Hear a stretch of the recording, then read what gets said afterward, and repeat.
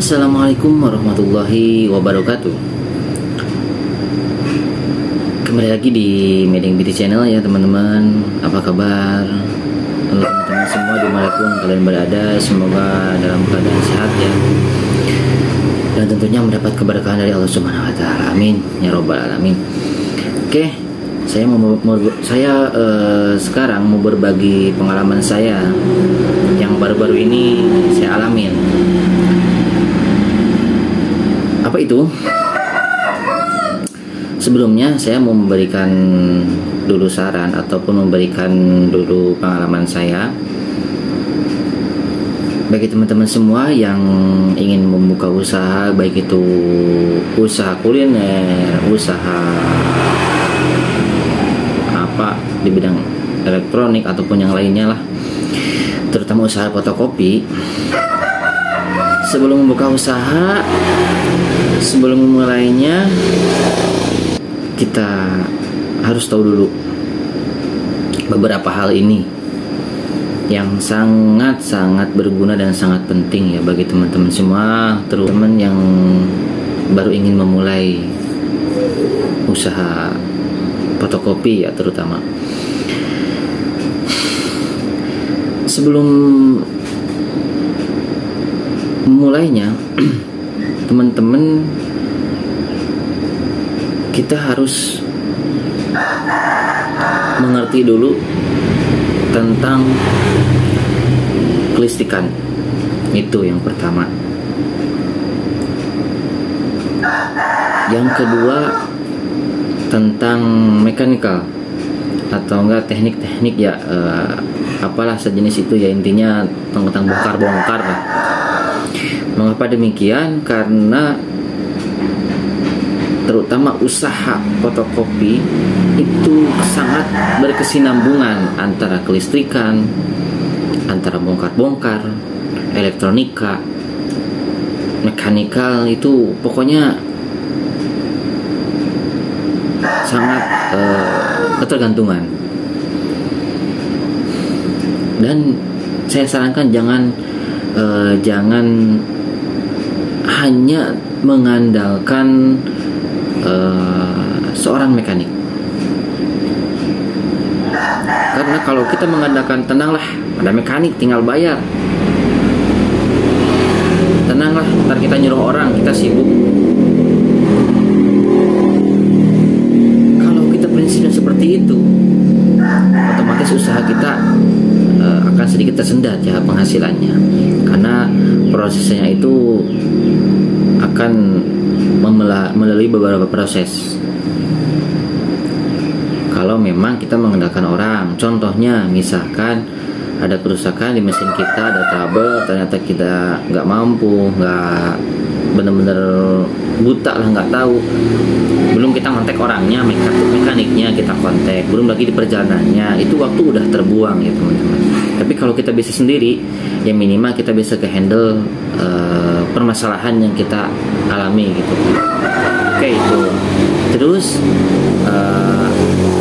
mengenai kelistrikan,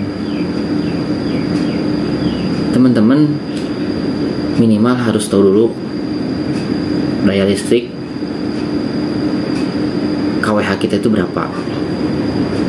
Terus selain itu, kita juga harus mengerti dan harus punya alat pengecek voltase listrik. Mengapa demikian? Karena dari PLN itu tidak selamanya listrik yang nyampe ke rumah kita itu 220 volt.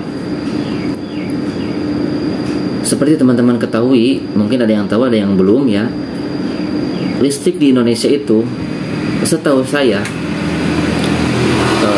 voltasenya itu 220 volt. Nah, sedangkan di jam-jam sibuk dan puncak beban beratnya itu, puncak beban listrik itu pasti kurang dari 220 volt. Nah, teman-teman harus tahu nih tentang dasar-dasarnya itu gitu. Ya minimal kita mempunyai alat untuk ngecek voltase listrik. Voltmeter ada di online banyak, jadi kita tinggal cek aja. Mungkin bagi sebagian teman-teman di rumah juga udah pada bisa menggunakan ampermeter atau punya voltase meter sendiri. Silahkan cek berapa sih voltase listrik yang nyampe ke rumah teman-teman, yang nyampe ke tempat toko teman-teman. Karena yang saya alamin belakangan ini bahkan jauh di bawah 220 volt, bahkan bisa nyampe 200 volt dan di bawah 200 volt.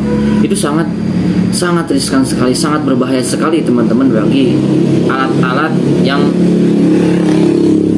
menggunakan listrik ya teman-teman. Terutama pasti itu elektroniknya pasti akan kena. Maka ini sangat penting banget ya bagi teman-teman semua. Kita minimal mengerti dulu deh tentang kelistrikan dan mekanikalnya, agar pertolongan pertama terhadap barang-barang elektronik kita bisa kita lakukan sedini mungkin ya teman-teman. Karena saya udah pengalaman tahun kemarin daya listrik di tempat di daerah saya itu down karena ada acara pasar malam ya, yang dia ngambil dari tiang langsung, dan ternyata bikin istilahnya sepaneng lah kalau bahasa kampungnya